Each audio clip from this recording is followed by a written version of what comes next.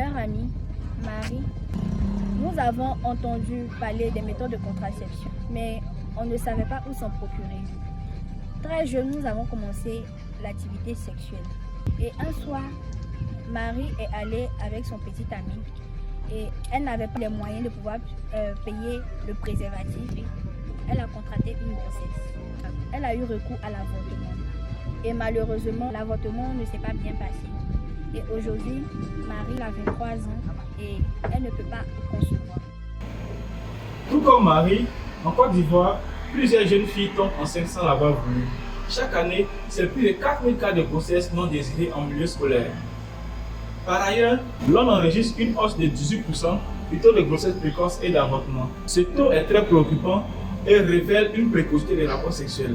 Alors que l'accès aux méthodes de contraception et de planification familiale reste socialement limité à un certain âge. Aussi, pour les femmes en âge de procréer de 15 à 49 ans, l'utilisation de contraception est évaluée à seulement 15,5% en 2018 pour l'ensemble des méthodes de contraception, avec une portion des besoins non satisfaits de planification familiale de 35,5%. Ce tableau peint les difficultés d'accès aux méthodes de contraception dans la sous-région et en particulier au niveau de la Côte d'Ivoire, avec pour conséquence un taux élevé d'avortement clandestin et à risque, la mortalité maternelle et infantile et un ralentissement dans l'atteinte des objectifs de développement durable 3 et 5.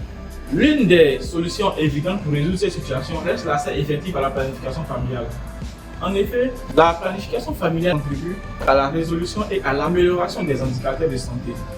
Pour une efficacité de l'accès aux méthodes de contraception, tous les acteurs se sont mobilisés et des actions ont été menées.